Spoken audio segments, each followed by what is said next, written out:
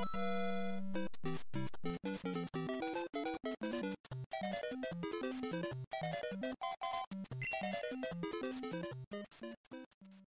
warahmatullahi wabarakatuh. Alhamdulillah, nahmaduhu wa nasta'inuhu wa nastaghfiruh. Wa na'udzu billahi min shururi anfusina wa min sayyiati a'malina. May yahdihillahu fala mudilla lahu wa may yudlil fala hadiya lahu. Asyhadu an la ilaha illallah wa asyhadu anna Muhammadan abduhu wa rasuluh. La nabiyya wa la rasula ba'da. Pertama-tama marilah kita panjatkan puja dan puji syukur kita kehadirat Allah Subhanahu wa taala yang telah melimpahkan rahmat serta hidayahnya sehingga kita dapat berkumpul di sini tanpa suatu halangan apapun.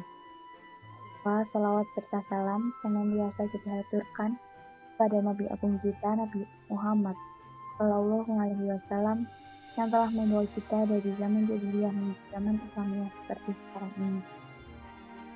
Pada kesempatan kali ini saya akan menyampaikan tentang sejarah dakwah Nabi Muhammad di Madinah. Sebelumnya perkenalkan, saya Aimin Zuhdia dari kelas 10 MIPA 3 nomor absen 4. Langsung saja yang pertama saya akan menyampaikan tentang perjuangan dakwah Nabi Muhammad SAW di Madinah.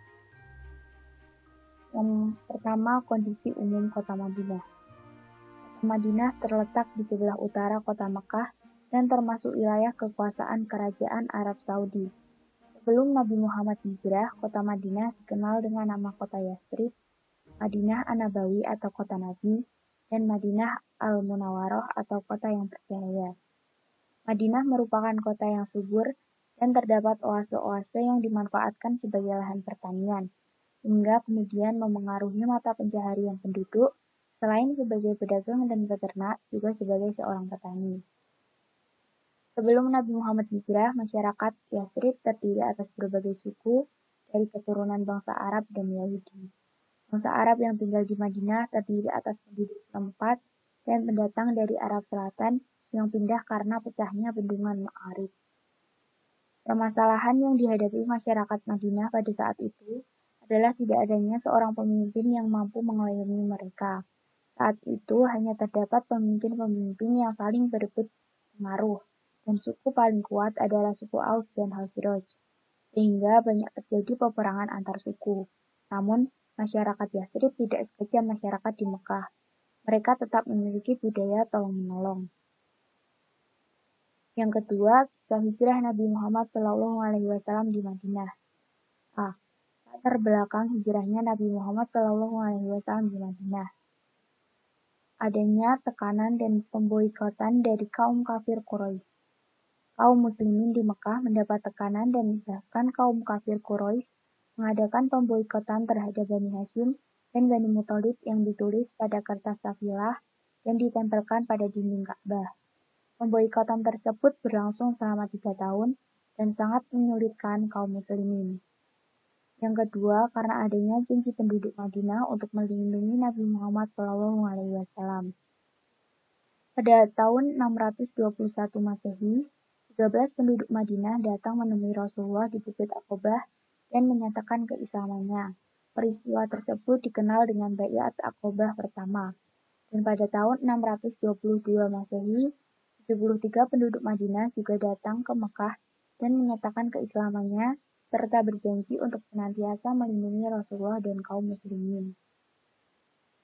Yang ketiga, wujud ketaatan Nabi Muhammad SAW terhadap perintah Allah. Rasulullah mendapat perintah dari Allah untuk berhijrah dan memisahkan diri dari kaum Quraisy, sebagaimana terdapat dalam Quran Surat An-Nisa, surat keempat, ayat 100. Selanjutnya, kronologi peristiwa hijrah Nabi Muhammad SAW ke Madinah. Rencana membunuh Nabi. Kaum kafir Quraisy berdiskusi di Natwah dan menyusun rencana membunuh Nabi dengan cara mengepung rumah beliau. Rasulullah berhasil keluar. Beliau mengetahui rencana tersebut dan meminta Ali menggantikannya tidur di kamar. Kemudian beliau keluar seraya membaca surat Yasin. Hadiah bagi penangkap Nabi.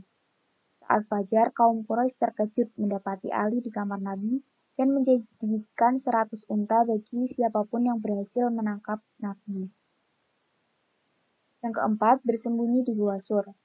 Rasulullah dan Abu Bakar kemudian bersembunyi di Gua Sur, dan atas pertolongan Allah, pintu tersebut tertutup oleh sarang laba-laba, sehingga kaum Quraisy yang melewati gua tersebut tidak merasa curiga. Kemudian Rasulullah melanjutkan perjalanan. Beliau menyewa seorang kafir bernama Abdullah bin Uraikid untuk menunjukkan jalan. Rasulullah hampir tertangkap oleh Surakah bin Malik, namun gagal. Rasulullah kemudian sampai di Madinah. Sebelum sampai di Madinah, beliau singgah di Kuba dan mendirikan sebuah masjid. Sesampainya di Madinah, beliau disambut oleh penduduk Madinah dan rombongan muslimin Mekah yang telah terlebih dahulu sampai di kota Madinah. Kemudian yang ketiga, substansi dan strategi dakwah Nabi Muhammad di Madinah.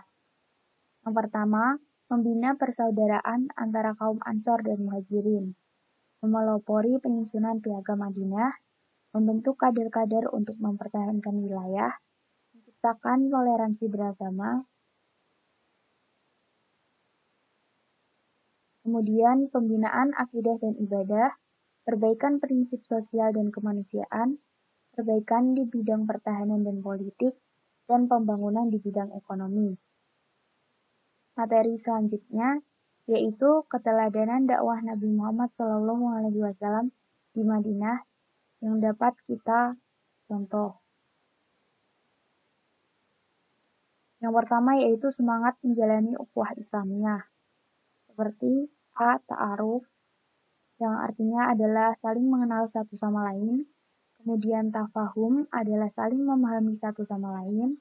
Kemudian ta'awun, yang artinya menjalin kerjasama dalam kebaikan. Lalu takaful, yang artinya saling menanggung beban yang dipikul sesama muslim. Yang kedua yaitu menjaga kerukunan umat. Nabi Muhammad mengajarkan toleransi di Madinah. Umat Islam, Nasrani, dan Yahudi diberi kebebasan dan dijamin haknya untuk melaksanakan ibadah masing-masing. Mereka hidup berdampingan dalam suasana damai, rukun, dan saling menghargai sebagaimana perintah Allah dalam Quran Surat Ali Imran Surat ketiga ayat 103. Yang ketiga, kerja keras dan tawakal. Nabi Muhammad dan para sahabat tidak menyerah menghadapi cobaan dalam perjuangan dakwah. Mereka bekerja keras menata dan membangun masyarakat Islam di Madinah, dan Nabi Muhammad mengimbanginya dengan perilaku tawakal. Yang keempat yaitu bersikap toleran kepada sesama. Toleransi merupakan perintah Allah dan Rasulullah.